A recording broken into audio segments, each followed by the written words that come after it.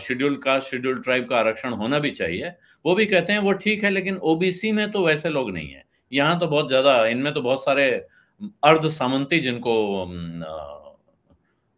वामपंथी विचारधारा में कहा जाता है, वो लोग हैं। उनको क्या जरूरत है?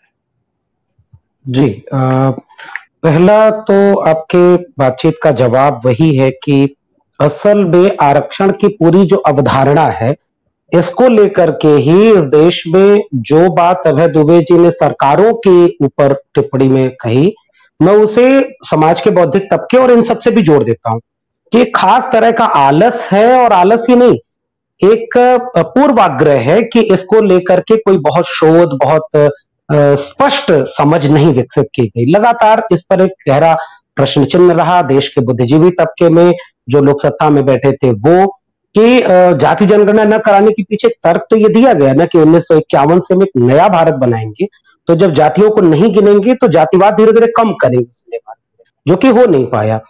तो उसके साथ साथ जो समझ स्पष्ट होनी चाहिए थी आरक्षण को लेकर के, वो नहीं हुई, और उसका असर ओबीसी आरक्षण पर बिल्कुल साफ तौर पर दिखता है। जो अनटचेबिलिटी वाला सवाल है, अस्पृश्यता का सवाल है, वह केवल दलित जातियों के साथ है, आदिवासी जातियों के साथ तो वह सवाल भी नहीं जुड़ा हुआ है।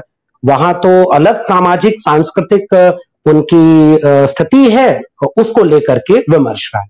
तो पिछड़े वर्ग के साथ जो अनुच्छेद 15(4), अनुच्छेद 16(4) यानी संविधान का पहला संशोधन, जो पेरियार के दबाव में, दक्षिण भारत के सामाजिक आंदोलनों के दबाव में जुड़ा, जो अनुच्छेद 340 में व्यवस्थित होता है, वहां दो ही शब्द लिखे हुए, सामाजिक और शैक्षणिक रूप से पिछड़ी जातियां। यानी वो जो शेड्यूल बनी थी दलित अस्पृश्य जातियों के लिए, जिसे शेड्यूल कास्ट कहा या शेड्यूल ट्राइब कहा, उनमें वह एक सूची तो बन गई, लेकिन इसके बाद भी समाज का एक ऐसा तबका है जो अस्पृश्य नहीं है, वह आदिवासी तबके में नहीं है, वो पूरे भारत में बिखरा हुआ है, लेकिन वह पिछड़ा हुआ है।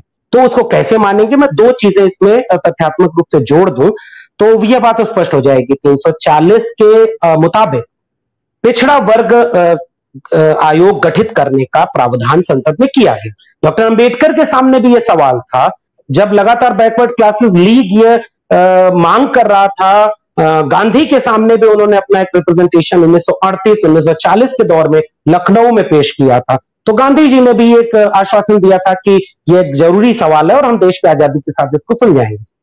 संविधान सभा की बहसों में भी जब यह बात आई तो डॉक्टर अंबेडकर ने कहा कि इनकी जातियां, इनकी संख्या, ये सब आंकड़े नहीं है, इसलिए हम एक प्रावधान कर रहे हैं कि एक आयोग बनेगा जो उनकी तफसील से जांच करेगा। तो पहला आयोग बना काका कालेलकर कमीशन। मैं 2-3 तथ्य इसमें जोड़ देता हूं। काका कालेलकर कमीशन ने जो रिकमेंडेशन दी ना, उसके अध्यक्ष ने जो अपनी राय जाहिर की वो अपनी रिकमेंडेशन के खिलाफ थी, जिसके चलते उन्होंने कहा कि ये 2399 जातियां हैं जो सामाजिक और शैक्षणिक रूप से पिछड़ी है, लेकिन सरकार ने उस पर 7 अप्रैल 1959 को प्रतिनिधियों के सम्मेलन में और बाद में संसद में यह कहा कि इनकी कोई सूची ही नहीं है। 14 अगस्त 1961 को सरकार ने यह कहा कि हमारे पास तो आंकड़े ही नहीं है, और यह आंकड़े जाति के आधार पर नहीं, आर्थिक आधार पर होने चाहिए थे। तो पहला कमीशन इसीलिए फेल हुआ।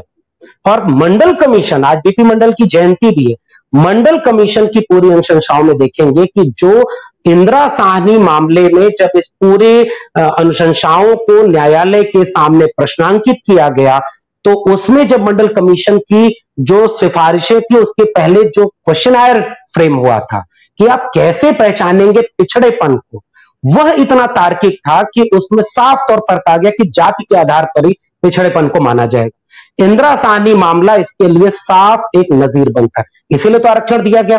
तो ये क्रीमी लेयर उसी मामले के बाद आया था कि उन्होंने आरक्षण तो लागू कर दिया कि जाति के आधार पर 3743 जातियों को पिछड़े वर्ग में शामिल किया जाए, और उसके बाद क्रीमी लेयर आया कि यह जो सामाजिक स्थिति है वह अस्पृश्य होने की नहीं है। पिछड़े वर्ग के साथ कृषि, पशुपालन, हस्तशिल्प, उद्योग जो पेशा इनका है वो अस्पृश्य का पेशा नहीं था, इसलिए वो वंचना नहीं झेले हैं जो एक दलित व्यक्ति झेला हुआ है।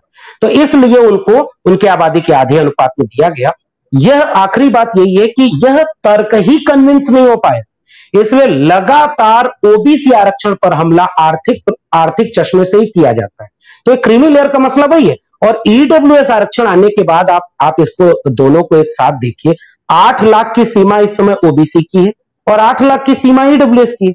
तो इसी तर्क को इसीलिए आगे बढ़ाया जा रहा है कि हम जाति केंद्रित जो बहस है उसको अर्थ केंद्रित बना दे और आरक्षण को गरीबी उन्मूलन का कार्यक्रम बना दे, जो कि ये कहीं से। सत्य हिंदी का ऐप डाउनलोड करें गूगल प्ले स्टोर पर।